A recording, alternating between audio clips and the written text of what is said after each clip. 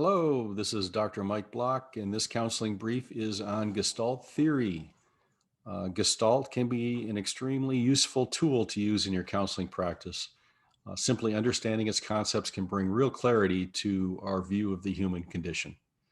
So now in this video, we won't get into the origins of Gestalt due to time constraints, but it was derived from a myriad of theories beginning in the 20th century, very popular among counseling professionals.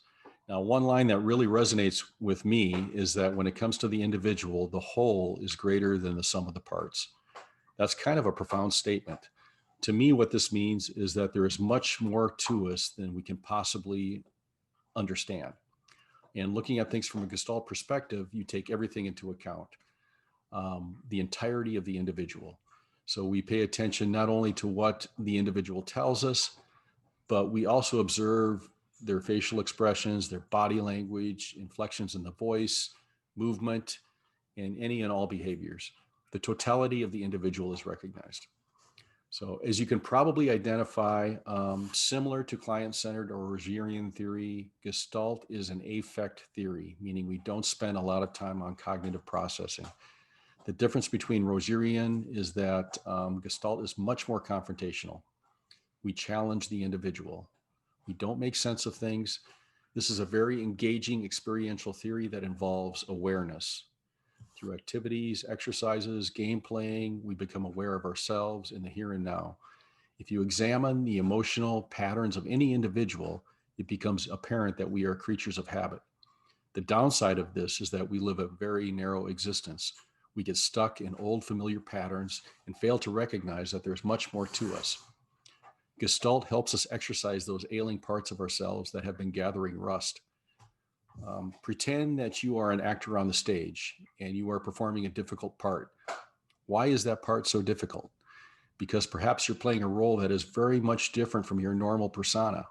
Then when you nail that part, it's almost like a catharsis, like, wow, a massive rush of endorphins. It makes you want to do it again and challenge yourself in other ways because we are exercising parts of ourselves that are hidden. Let's take a look at some Gestalt activities that could be helpful. Basically, anything that exercises our ability to become aware, to feel, to experience, to do something that might be a little uncomfortable would be appropriate. So in Gestalt, we take a look at the polarities within ourselves. I'm going to talk about some of the role play techniques that might be applied in group or individual counseling. For example, if we are too shy or passive, a good Gestalt technique might be to pretend that we are outgoing and confident and boisterous. If someone is highly anxious, they may role play being calm and reserved. If someone is highly organized or self-confined or restricted, we might role play being free and spontaneous. If someone has been a perpetual victim, they might role play being assertive or aggressive. If someone hasn't cried in years, they might attempt to break down and cry, get emotional. These all acknowledge the polarities of who we are, and they're very effective. Another element of Gestalt is looking at unfinished business.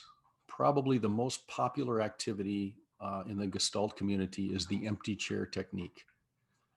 And let me give you an example of how that might look. Let's say you had a close family member that passed away and you had a lot of unfinished business.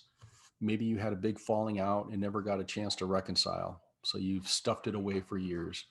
Well, with the empty chair technique, you would place a chair in front of you and pretend that the person who passed away is sitting right there in front of you. Now you get a chance to express yourself as if she was sitting right there. So this is very powerful. In the here and now, you're expressing yourself, saying all those things you've been holding back. And then to make the activity even more compelling, you might go sit in that empty chair and pretend that you're the other person. And how would they respond back? Now I've seen this activity done, and there's always been a lot of outpouring of emotion. It's a very effective technique. I would never recommend this unless you've built a great amount of trust with the individual. I'll give you a snapshot of a few other Gestalt games, but literally there's thousands. The reversal game, as we mentioned, this is where the student acts the opposite of who they are. Similar to the top dog, underdog game, this is a game where you act as the follower and then you flip the script and act as the leader. Another thing that you could use is the rehearsal game. This is where you role play or rehearse a situation that is forthcoming. Now, let's say you have a student who has not told their parents something that is possibly very contentious. You would role play this with a counselor or even practice with yourself to simulate the actual experience.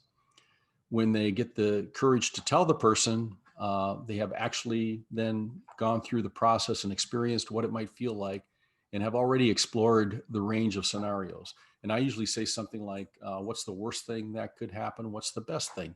And we role play and prepare for both. Chances are it will be neither, but something in between. May I feed you a sentence? That's another game. This is a great group activity where you go around, you give a statement to each member of the group, and then they will try it out. You might say something like, you've just won the lottery, or you've just received some very bad news. Once again, this allows students to recognize and practice parts of themselves that have been hidden. Another activity might be to externalize something that you've kept attached to yourself that has prevented you from living life to the fullest.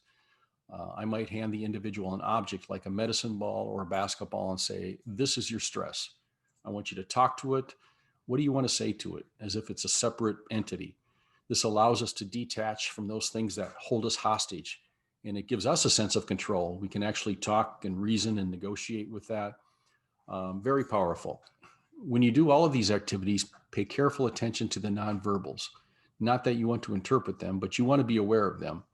There have been studies out there that claim only 7% of communication is the actual words, while 55% is body language, facial expressions, and 38% is the tone that we use. Now, I'm not sure how factual this is, but in all of my years of doing this, it certainly supports what I have seen. So I've covered some Gestalt activities that have been very useful for me. I know there's many more out there. I suggest that you do a little more research on Gestalt and look how you might incorporate this in your practice or daily life.